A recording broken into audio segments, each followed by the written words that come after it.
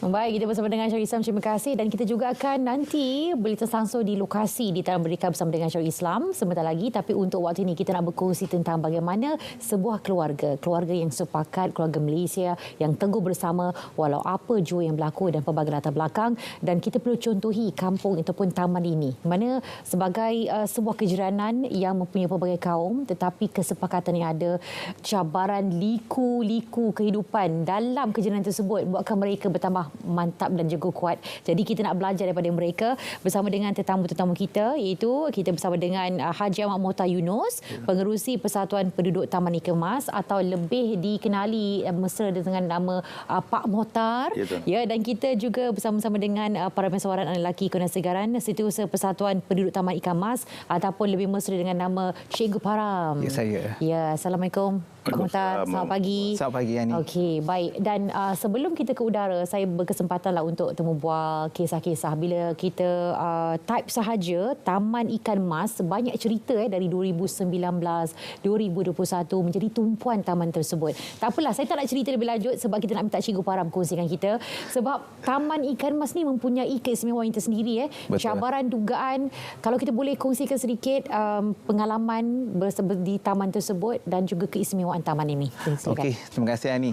Okey, kalau kata Taman Ikan Mas ni, dia adalah sebuah perumahan awam di bawah Dewan Bandar Kuala Lumpur, Kementerian Wilayah Persekutuan di Ceras, Kuala Lumpur.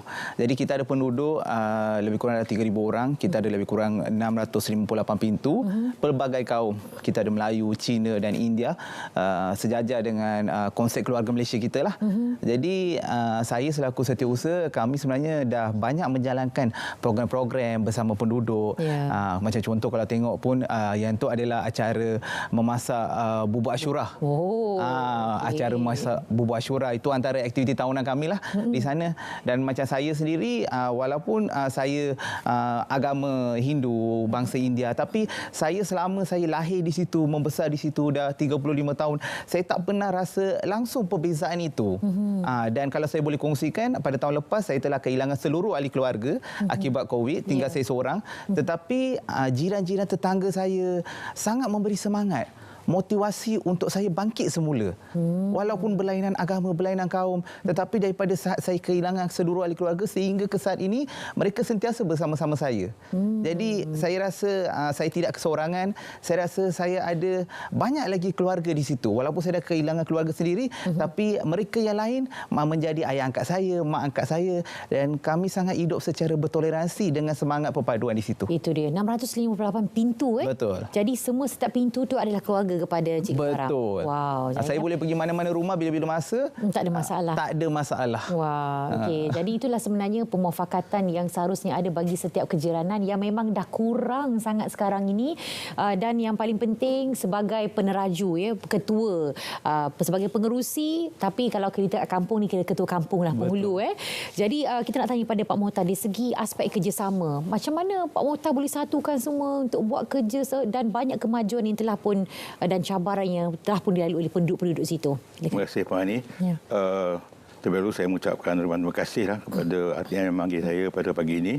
Jadi kami di Persatuan Penduduk Taman Ikan Mas ni telah pun lebih kurang 10 tahun saya menerajui persatuan ini. Dengan cara langsungnya kami mengadakan beberapa program. Dengan mengadakan beberapa program sedemikian, kami jemput semua sekali penduduk datang bersama meraihkan, terutamanya kalau di musim perayaan Raya India ke apa Tahun Baru India, Cina ke, kami semua sekali bersama. Jadi kami jemput semua sekali. Begitu juga tentang peragihan baru ni, tempat kami ni adalah sedang cerita dia dikenakan apa kawat duri. Semua orang tahu. Jadi alhamdulillah, walaupun dalam keadaan yang kesusahannya ni, mereka ni datang bertemu kita dalam keadaan kesusahan dan kita mengagihkan sama rata. Tak kisahlah dia bangsa apa, dengan sedemikian maka kesepakatan itu terjalin dengan adanya perjumpaan ataupun bermusyawarah bersama mereka. Ya, okey. Pak Mohtar nak tanya, Pak Mohtar selalunya adakan perjumpaan tu berapa kerap? Untuk apa ahli jawatankuasa, kita mengadakan 2 bulan sekali memang ada perjumpaan bersama dengan ahli jawatankuasa. Lain daripada itu, kita sentiasa meraihkan apa perancangan, apa aktiviti yang telah dijalankan oleh kerajaan. Itu juga sebagaimana ini, kita sekarang ini sedang menyambut Hari Kemerdekaan. InsyaAllah pada 15 hari bulan kita akan mengadakan sambutan kemerdekaan di Taman Kamah, dan kita masuk peraduan ni mengibarkan jalur gemilang anjuran Masjid Az-Zubair Ibn Awam. Wow, okey, ada banyak aktiviti 2 bulan sekali adanya mesyuarat dalam kalangan AJK dan kerajaan. Saya pasti macam ramai mungkin nak ingat ini hari jadi siapa ni, dah tahu dah. Ada hari-hari tu betul cikgu? Betul lah ni. Kalau saya boleh tambah tadi sedikit. Contoh bila kita buat majlis buka puasa, contoh kan. Okey, kita faham bila buat majlis buka puasa ni kita nak melibatkan kawan-kawan lain juga bersama. Jadi bila kita buat majlis buka puasa, kita jemput juga sahabat-sahabat kita daripada China, India dan sebagainya. Mereka pun akan bawa juadah bersama untuk buka puasa bersama-sama dengan kita. Sama juga macam contohnya saya sendiri pun kalau waktu bulan puasa setiap tahun daripada arwah mak, arwah ayah dulu pun mendiang semua, saya akan belikan juadah. Saya akan pergi bazar Ramadan setiap tahun. Saya akan belikan juadah berbuka puasa dan saya akan edarkan kepada jiran-jiran. Jadi itu salah satu cara bagaimana kami boleh hidup bersatu padu dan mengeratkan silaturahim antara jiran-jiran walaupun pelbagai kaum. Okey. Dan kita tak nafikanlah dalam keluarga pun kita ada cabaran juga dugaannya kan. Tetapi apa sebenarnya kunci di sebalik semua? Macam kalau ada je dugaan cabaran, benda itu tak dapat diatasi dengan segera. Apa sebenarnya kunci? Okey. Kalau kata biasalah kan, kita kalau dalam apa orang kata adik-beradik pun akan ada masalah kan. Jadi bila melibatkan jiran tetangga yang pelbagai kaum ni, kita ada juga isu-isu, kita tak nafikan. Kita ada juga permasalahan. Tetapi selalunya kita akan banyak bermusyawarah. Kita akan duduk bersama pengurusi, bersama persatuan. Kita akan panggil penduduk berkenaan dan kita akan berbincang untuk mencari kata sepakat supaya kita dapat terus hidup dalam keadaan yang toleransi, damai dan juga bersatu padu. Ya, baik. Jadi itu dia. Jadi Pak Muhtar sendiri dah terajui sebagai pengerusi lebih kurang 10 tahun ya? Yes, betul. Jadi macam mana Pak Muhtar sendiri pastikan macam keharmonian itu tetap terus dijaga? Jadi kami sentiasa berbincang bersama dengan setiausaha untuk mengatasi bagaimana cara untuk pendekatan penduduk untuk sesama menyertai kita punya program-program yang kita laksanakan. Jadi kita juga mengadakan kelas tuition percuma. Cikgu dia atau tenaga pengajar dibayar oleh Dewan Bandar Kuala Lumpur, dan gurunya dia datang khas daripada sekolah-sekolah cikgu yang berkemampuan ataupun mempunyai kelayakan lah ya.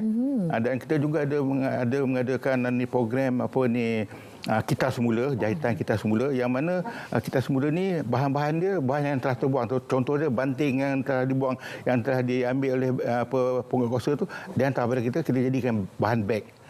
Itu ni salah satu. Okey. Dan satunya kita juga ada mempunyai kelab warga emas Taman Kamah. Kita sentiasa saja baru-baru ni pun kita pergi ke bawa dia orang berjalan. Orang tua ni bawa berjalan. Dia happy lah kan. Lain betul. Kita buat dia pergi ke Kelantan lah. InsyaAllah pada bulan Oktober ni, pertengahan bulan Oktober ni kita akan bawa dia orang pergi ke Pulau Pangkor. Sambil itu kita terapkan nilai-nilai kenegaraan, kepimpinan. Kalau kita nak pergi makan angin saja tu rugilah kita kan. Jadi kita selitkan benda-benda macam tu kan. Jadi alhamdulillah dengan adanya pengalaman saya semasa saya ni dulu, saya duduk dalam Biro Tata Negara tu, jadi kita terapkan nilai-nilai ni. Kepimpinan ini yang paling besar sekali. Tapi kalau kita nak berjalan saja tu sukar sikitlah untuk nak dapatkan peruntukan dan sebagainya. Okey, jadi memang itulah aktiviti-aktiviti. Jadi bila berjalan tu sunyi lah warga emas tiada sebab pergi bercuti. Bagi berehat kejap. Bagi berehat sekejap. Okey, jadi bunyi latar belakang Biro Tata Negara, macam Cikgu Farouk sendiri pun bunyi latar belakang yang hebat juga. Jadi saya rasa kepimpinan itu sudah memang ada dalam diri yang diterjemahkan dalam kejiranan. Kita tahu ramai dalam kalangan penonton kita yang profesional tetapi hidupan masing-masing, pintu lain-lain. Okey, jadi sebenarnya perlu ada seseorang yang kena mulakan. Jadi bagi Cikgu sendiri, apa pengalaman membesar 35 tahun di situ benda tu dah biasa bagi Cikgu. Tapi bagi mereka yang macam baru nak mula-mula ni kan, nak cubalah jadi kejiran yang lebih baik, macam mana Cikgu? Okey, dia sebenarnya kalau kita lihat sekarang ni ialah dengan arus pemodenan kan, semua benda kita nak cepat kan. Kita kadang-kadang tak ada masa sebenarnya. Kita sebenarnya tak tahu pun siapa sebenarnya jiran kita. Kita dah berada dalam situasi yang sebegitu. Okey, saya rasa macam antara perkara yang boleh boleh buat kan. Apa salahnya kadang-kadang macam saya kata bila ada perayaan contoh kan kita berkongsi juadah kan. Macam contoh kami pun dekat sana bila hari raya contoh kan selain daripada waktu bulan puasa tu bulan Ramadan tu kami bertukar juadah apa semua, bila masuk je bulan Syawal kan bila nak hari raya tu 2-3 hari sebelum tu kami akan berkunjung ke rumah jiran, kami akan bantu mereka memasang langsir, tukarkan sarung cushion, kemas rumah. Sebab penduduk kami majoritinya adalah warga emas. Jadi kalau bukan kita yang santuni mereka, kita bantu siapa lagi? Jadi itu antara cara kita. Dan macam contoh kalau arwah ayah dulu, saya mendiang ayah dulu, kalau dia nak pergi pasar, dia akan lalu depan rumah, kemudian dia akan tanya, cik nak belikan apa-apa tak? Dah kirim apa-apa tak? Dia macam tu. Lepas tu contohnya bila kita tengah memasak kat rumah, tiba-tiba katalah kita kehabisan serbuk ke atau cili ke apa ke, kita akan pinjam dengan jiran. Kita akan laung je depan rumah kita. Ada tak serbuk cili? Nanti kita ganti balik. Jadi esok bila dia pula ada apa-apa yang memerlukan, dia akan pinjam barang mentah daripada rumah kita. So kita saling tukar-tukar di situ. So itu yang sebenarnya yang sebab saya sendiri membesar dalam keadaan begitu, saya dah nampak. Jadi bila saya dah dewasa, saya hanya menyambung amalan oleh mendiang mak dan ayah saya. Jadi itu dia. Bayangkan cik, kalau pada anda yang baru saja mendengar dan menonton kami pada waktu ini, Cikgu Param sendiri kehilangan ahli keluarganya, tinggal Cikgu Param seorang je di rumah tersebut atas kejadian COVID-19 yang berlaku pada tahun yang lepas. Okey, jadi bayangkan bila ada kejiranan yang kuat, jadi kita tak rasa kita sendiri. Setengah orang bila pintu-pintu masing-masing, jadi bila kita sendiri tu kita akan lebih sedih dan cepat murung sebab tak ada sokongan daripada orang yang berada sekeliling kan. Jadi ini yang sebenarnya kita perlu contohi, yang kita perlukan di kawasan anda. Macam Pak Mohtar sendiri, Pak Mohtar, kalau kita boleh kongsikan sedikit, itu tadi aktiviti untuk warga emas. Macam mana pula dengan yang lain-lain? Ada buat aktiviti sukan ke, menjahit ke, ada macam jual barang, ada kedai khas ke atau macam mana? Untuk kedai jahit tu memang kita ada kelas jahitan kita. Selain daripada tu kita ada mempunyai kelas jahitan. Sebab mesin ni ataupun mesin ni dibekalkan oleh DBKL LA21. Jadi kita gunakan benda ni, kita belajar, kita hantar dia orang pergi belajar. Lepas tu kita jadikan dia sebagai trainer dan kita panggil orang untuk nak menjahitkan ni tadi. Selain daripada tu, dia bukan kita semula ni, dia bukan bahan tu je. Jahit je semua boleh. Baju Melayu boleh buat apa semua. Menjana ekonomi. Tapi masalah dia satu je lah. Kita ni apabila kita dah train dia orang ni dia dah pandai, dia bukan hanya itu. Nasib dia lah kan. Macam mana kan. Jadi kita train lagi. InsyaAllah kita akan train. Dan begitu juga tentang setakat hari ni kita belum lagi lah untuk nak merancang, untuk nak membuat kedai apa ni, tak ada lagi lah. Belum lagi lah. Tapi kalau ada daripada inisiatif yang termampu, setiausaha ni boleh membantu, insyaAllah kita akan laksanakan juga benda-benda sedemikian. Jadi berbalik-balik pada cerita yang ni tentang kita mengunjung tadi. Masa PKP tu kita memang pergi ke rumah dalam keadaan pakai baju, orang kata baju panas tu, kita pergi rumah ke rumah dia orang. Alhamdulillah kita pakai PPE pakai PPE. Kita mesti kena pakai PPE. Tak dibenarkan oleh Kementerian Kesihatan. Okey, jadi tetap berkunjung, tanya berkhabar. Kita hantar barang tu mesti pakai. Ketuk pintu dia orang pun dah sediakan barang-barang tepi rumah dia tu. Taruh atas. Kadang-kadang kalau taruh kat bawah kan takut anjing tarik dan sebagainya. Kita taruh kat bangku. Jadi kan bila kita tak ada kan dia pun ambil lah barang tu. Jadi Jabatan Penerangan ni akan memanggil lah orang. Dia kata penduduk sini sila ambil barang-barang yang keperluan ni tadi. 2 hari sekali. Kadang banyak 1 hari sampai 2 kali. Ada sebab barang banyak kan. Lepas kita kena bagi. Terutamanya kalau macam barang-barang mentah ni mesti dia tu kena ambil cepat kerana ketidakan dia busuk pula. Ini dia. Alhamdulillah lah semua sekali. Okey, baik, ini gambarannya untuk persiapan bagi menyambut Hari Kebangsaan yang ke-65. Jadi boleh kita kongsikan juga Pak Mohtar antara persiapannya ni. Kan main lagi ni. Itu kita memasang bendera ni itulah. Bendera dibekalkan oleh DBKL juga. Jadi kita semua tenaga penggerak untuk menjayakan program itu juga.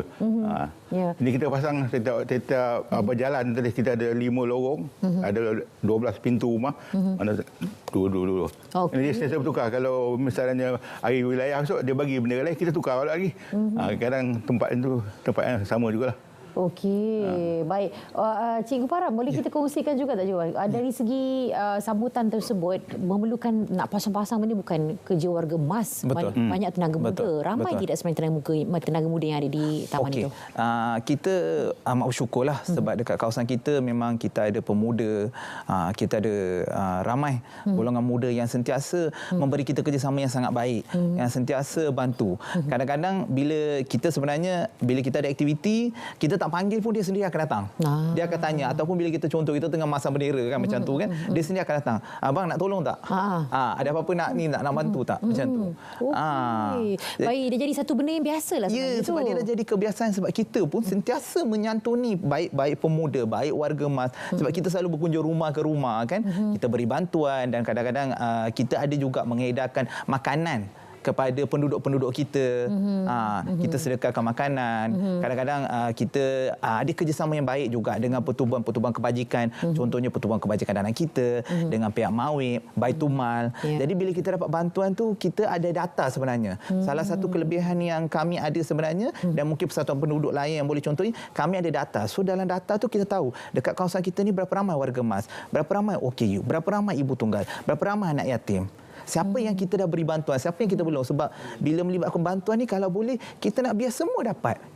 Tanpa perbezaan agama dan kaum. Wow, okey, baik itu dia. Okey, dan dalam kejadian tersebut kita dah rasa selesa, kita rasa macam tak nak keluar. Tetapi bagi Cikgu Param sendiri kan, adakah Cikgu Param rasa sebagai anak muda akan terus kekal berada di situ ataupun akan mungkin akan berpindah keluar berhijrah di kawasan-kawasan yang lebih moden contohnya, sebab kita anak muda kita cita rasa kita sendiri kan. Betul. Ataupun Cikgu Param rasa macam takkan boleh tinggalkan tempat tu sampai bila-bila.